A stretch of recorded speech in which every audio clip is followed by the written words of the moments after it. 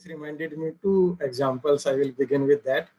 One, I think everybody might be knowing him because we can say that as being proud Indian, you must already be knowing Mr. Pranav Mistry.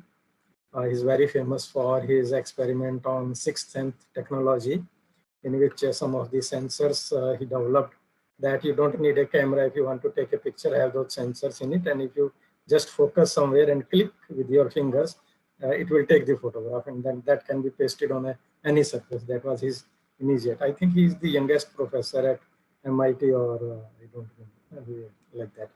But the another development which he did was a few years ago, I think in collaboration with Samsung or something, where they created humanoids. And at that time, it was says that you can have anything, any kind of discipline. Like you can create them as doctors, lawyers, or teachers, or anything. So those humanoids, and they were displayed in some World Expo somewhere. That was the one thing which their comments made me remember. And another interesting thing, I think, since perhaps Dev, are you in UK right now? Yes, So, yes, I am. Okay, good. So you may be knowing about Sir Anthony Sheldon, the Vice Chancellor of the University of Buckingham. The President of World Economic Forum gave a term as the fourth industrial revolution. And everybody knows that how that classification has gone. But interestingly, Sir Anthony Sheldon, he has written a very famous book, and I suggest that everyone should read that book. It is named as Fourth Education Revolution. And I can see that there are some young students here in this session taking notes, like Jayatee, Choudhury, and some other are there. If the school can get that copies in the library, it will be good for them. It has classified that like industrial revolutions from first to second to third to fourth, how we have reached. He has also tried to classify the educational revolutions. And when it came to the fourth education revolution, he has given a very important thing to all of us to think, that will artificial intelligence liberate or infantilize humanity?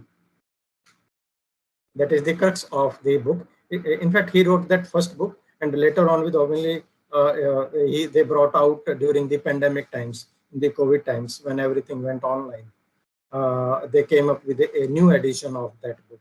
You can make a Google search on Sir Anthony Sheldon, Fourth Education Revolution, and you will see that blue-colored book with a robot sitting in there.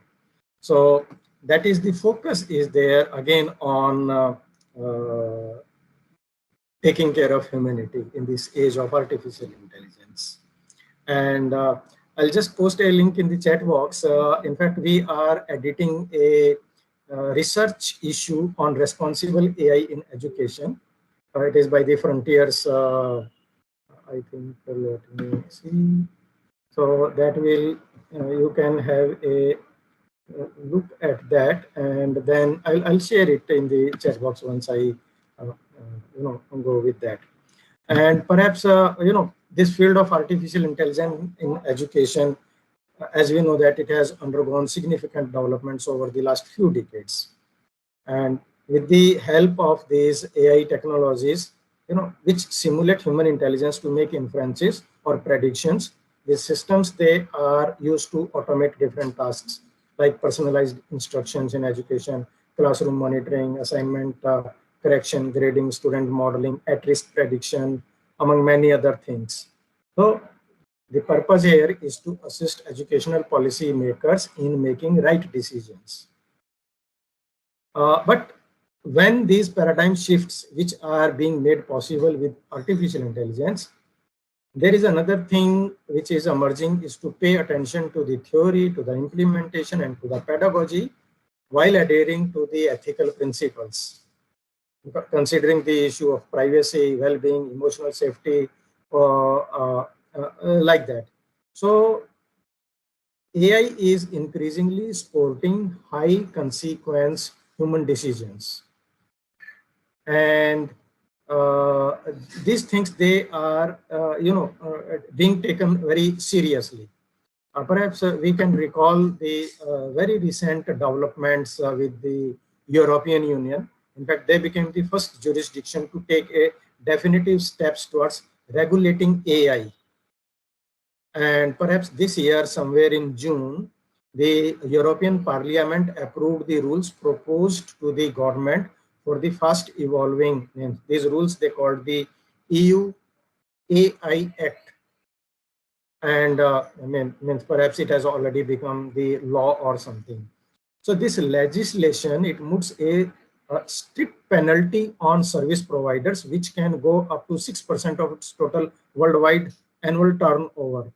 And it lays specific restrictions, safeguard, along with clear obligations for the service providers. So the penalty provision for that, it can go up to say millions of euro. The proportionist risk-based approach, we call it as the single future-proof definition of AI. Doing with that, considering that how it is going to impact, and then they have put in place specific restrictions on remote biometric identification systems, like AI systems which pose risk to human health, or the safety issues which we can classify as the high risk areas from there. So what they have done and what we can learn for our country in India. In fact, I would like to take a little, we call it a side lane. When we are on the main road, there are certain side lanes. We all know that very recently, Government of India has approved National Quantum Mission. And we believe that hence now 2 years earlier, there was talk, and around 8,000 crore Indian rupees they were being allocated. It was considered, but now when the policy a few months ago, it has been the National Quantum Mission has been announced. 6,000 crore Indian rupees it has been allocated over the next few years, in which the quantum power will be focused on. We will be doing that.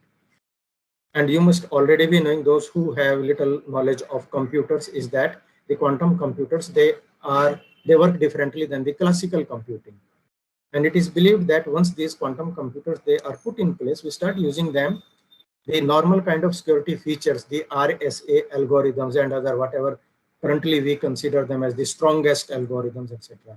They will be meaningless with this. So there is a very strong need now to think of how we can regulate these technologies which are going to be. So like such kind of practices which have significant potential to manipulate users through techniques which the user may not understand clearly.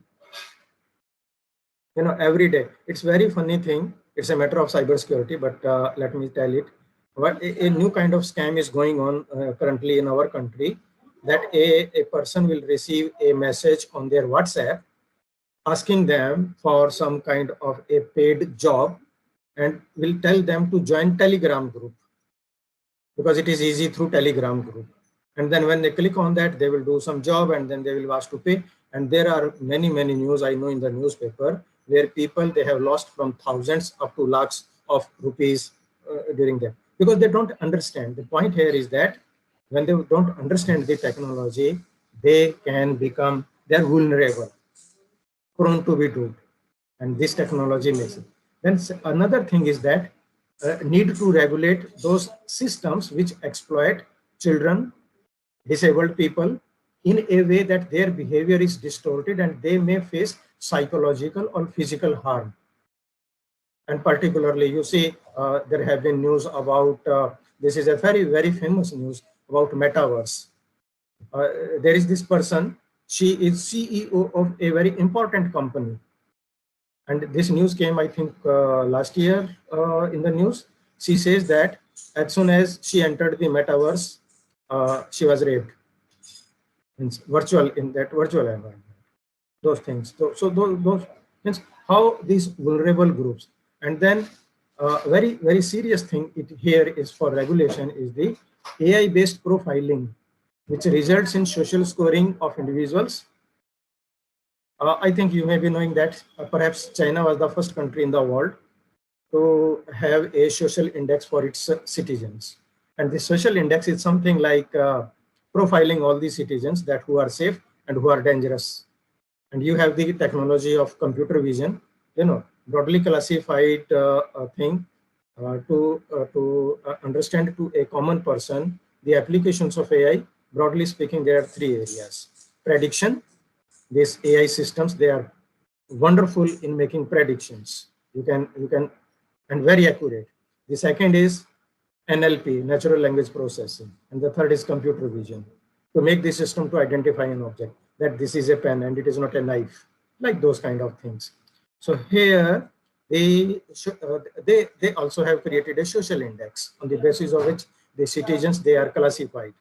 And if they are walking on the road and thus if the system raises a red flag that the person is dangerous, the things are going to be bad for that thing. This is called as social profiling of that. And then use of real-time remote biometric identification used in publicly accessed spaces for the purpose of law enforcement. Maybe nowadays, Digi Yatra and all other things, you go to the airport, they say that you just don't need to print anything, just look at the camera. Ultimately, our iris, our thumb, these things, biometric things, and they can be very.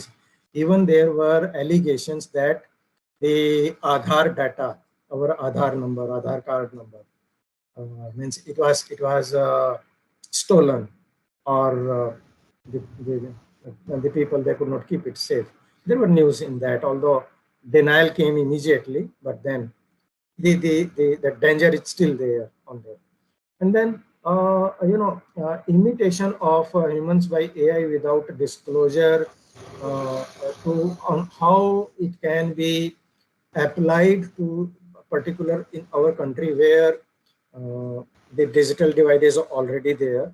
So there is a large group which still is new to this field, and their protection becomes very much important. And particularly, as Dev was addressing in his remarks, the teaching community needs to be trained, I think, the first.